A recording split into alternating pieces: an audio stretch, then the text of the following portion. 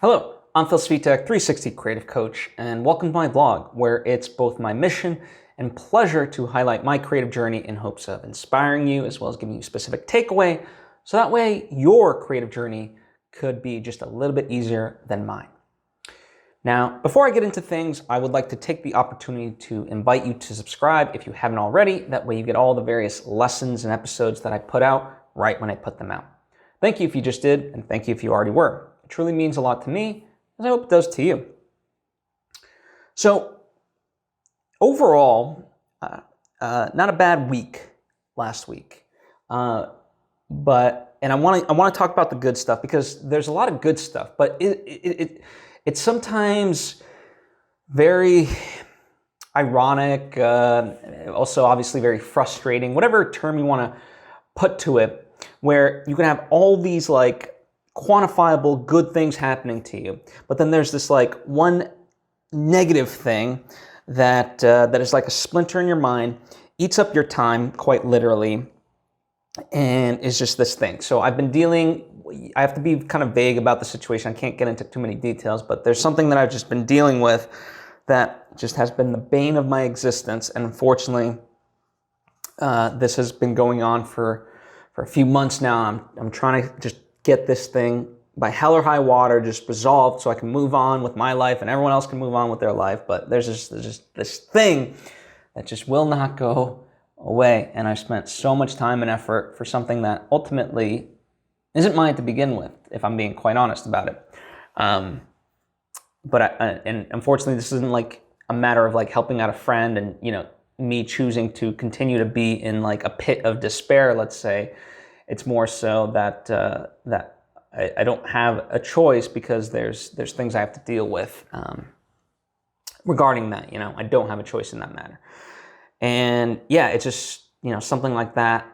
And I'm sure, you know, it's all these various things that in life, you know, that come up that you just, you know, for whatever reason, sometimes they're not caused by you, but they are your responsibility, right?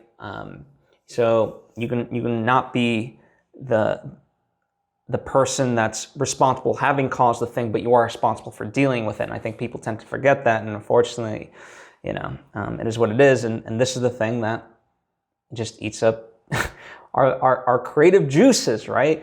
Like this thing has just, like I said, been a splinter in my mind, and it's kind of culminating because, you know, I've been trying to deal with it. Now I'm approaching on the, you know, shit or get off the pot type of moment.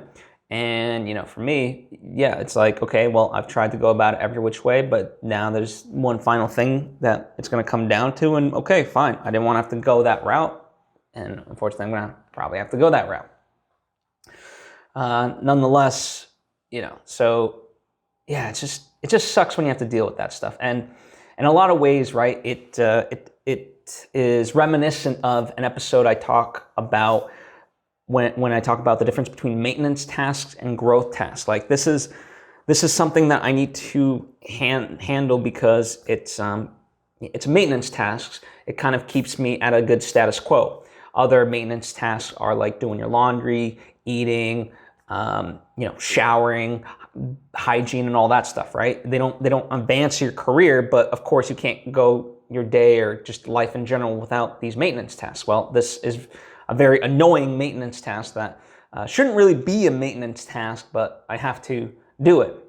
When obviously all I want to work on is my growth tasks, right? That's the ideal goal for everybody, which is why I think it's a fallacy when people say, oh, you know, we're all afforded, you know, the same amount of time, blah, blah, blah. And it's like, so some people get to spend way more on their growth tasks instead of having to deal with the maintenance tasks. So, but nonetheless, you can still carve out time for your growth tasks. Like, for example, me, like literally, I've been up since this morning doing all the things I needed to get done today for my job and other things, and also just dealing with this bullshit task that has been ongoing for a few months. And now it's late in the evening, and me doing this vlog technically is a growth task. But I'm like, you know what? Let me do it, right? I've committed to it. It's gonna be late or whatever, but let me just knock this out. And not in the sense of like, oh, whatever, I don't care. It'll just be kind of shit. No, I'm still trying to give it my all, putting in my best effort. Now, the best effort I'm giving in this moment might not be what it might be when I'm, upbeat and positive, but nonetheless, I'm, in that sense, I'm giving it what I can, right? And I'm here. So applying my efforts to a growth task. So anyway, so that was kind of just, right? So let's not talk about that. Last week, in a lot of ways, not a lot got, in terms of check boxes or things crossed off the list, not a lot got done, but the things that did get done were huge. So first off, one thing off my bucket list, or not bucket list, but just like big important list, was getting vaccinated. I was lucky enough last week that I managed to make that happen. And I was like, okay, this was Thursday afternoon, I got the vaccine. And so I managed to get, front load my week, get all the things I really needed to get done, especially for work, like just done. And certainly like in a position where the rest of the tasks were minimal. So that way I could get the vaccine and kind of rest. And boy, did I really need to rest after the vaccine. I got the Johnson & Johnson vaccine. And so like Thursday night, it really hit me hard. My head was like gonna fly off. I felt like I had chills and muscle sores and aches. Like it was just not a fun time. And Friday, I literally felt like I drank like every alcohol imaginable the night before. Like it was just the world's worst hangover without drinking anything except a crap ton of water. And so, in that sense, I knew over the weekend, I knew I had stuff to kind of, that I could do, right? Again, going back to the idea of growth tasks, but nothing that needed to get done. And so I was like, well, it's a big deal that I got the vaccine. I've got a lot of stuff coming up. Let me just really take the time to rest and whatnot. So yeah, I slept a lot. I hydrated, and just kind of took it easy, watched movies. I watched, one of the highlights was the WeWork documentary on Hulu, which I'll talk about in another sort of episode but I thought that was a great one. And yeah, just catching up on various things and whatnot. So just really resting, right? And it's something I talk about, like when you work hard on an overall regular basis, you can afford to take those moments and relax, right? And it's like the John Lennon quote says, time you enjoyed wasting was not wasted. So I enjoyed that time, right? And I'm not going to beat myself up over it. And certainly, I'm allowed that sort of procrastination, if you will, because, the stuff that needed to get done was done, right? So it's not like anything fell by the wayside.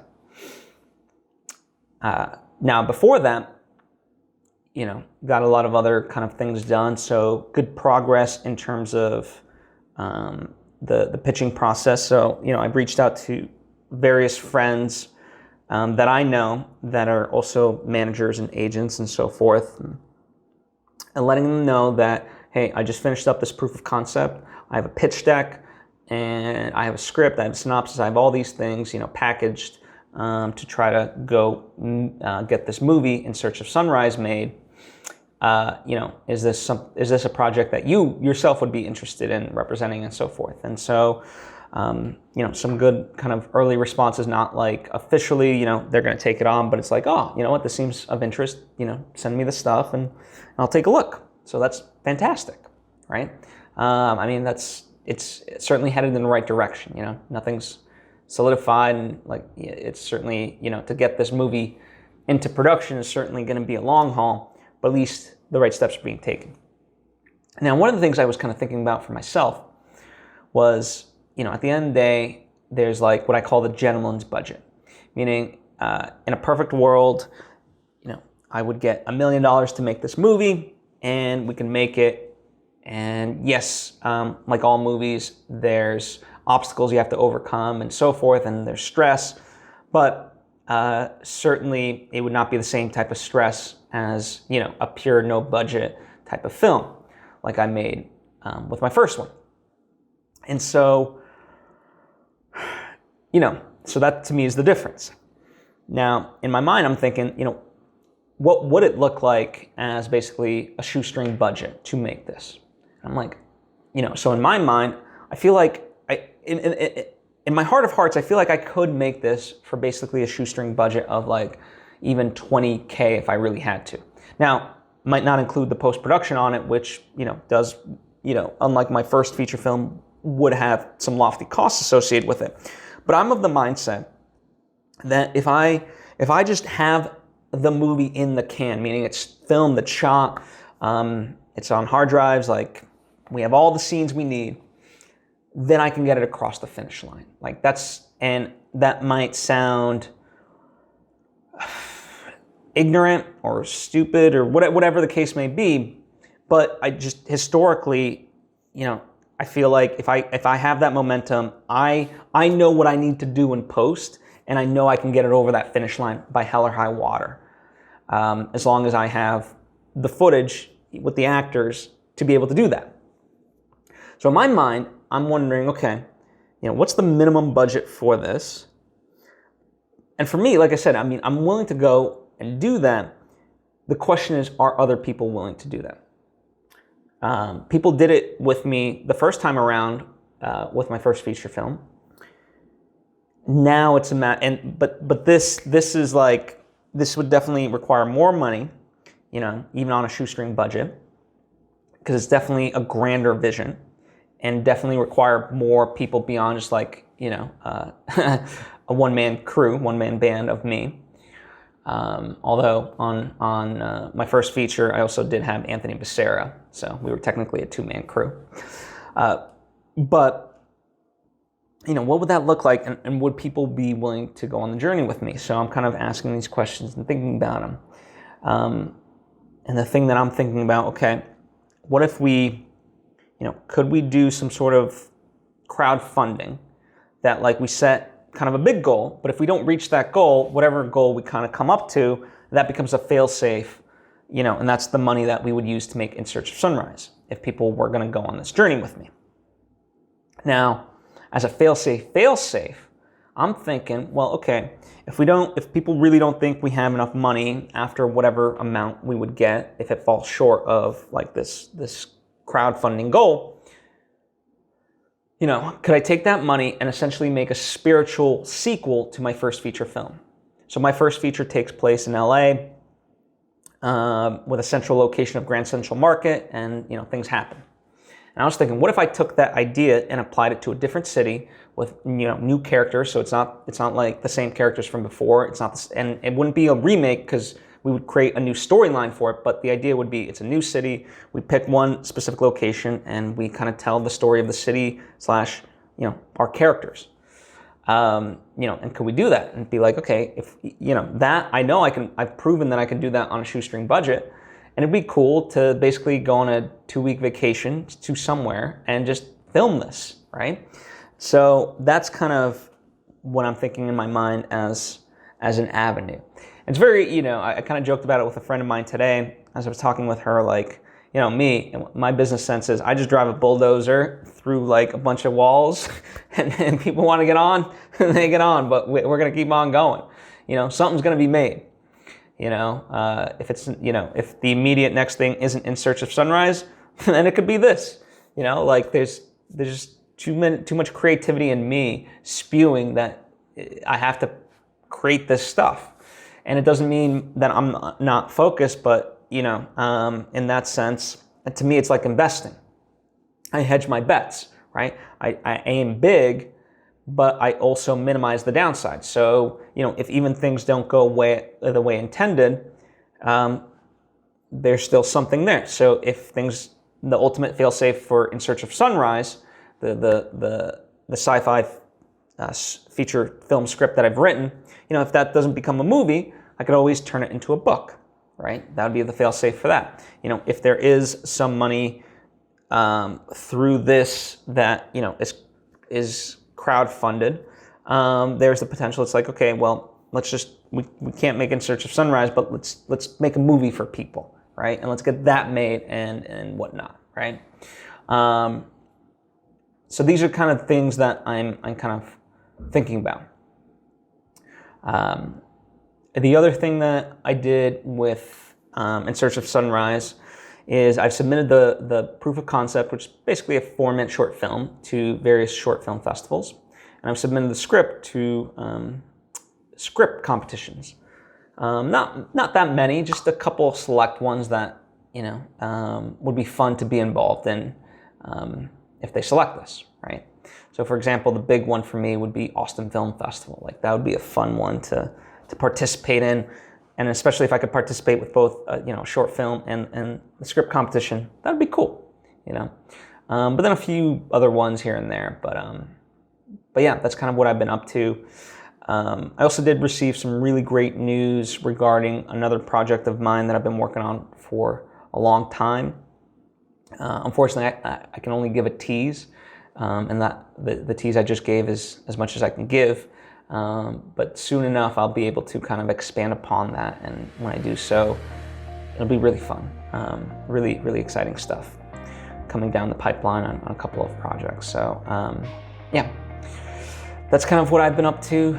You know, sorry if this episode seemed a little bit chaotic, but just wanted to kind of update you and whatnot, in spite of, you know, this splinter that's been, you know, drilling itself into me further and further that I opened up with at the top. Hopefully the second half was much more upbeat and enjoyable to listen to. But yeah, thank you for taking the time to join me. If you have any questions, it doesn't have to be about this, but it can be. It can be about anything creative. Ask away in the comments section or hit me up on social media at Svitek. I appreciate you and hope to see you next time.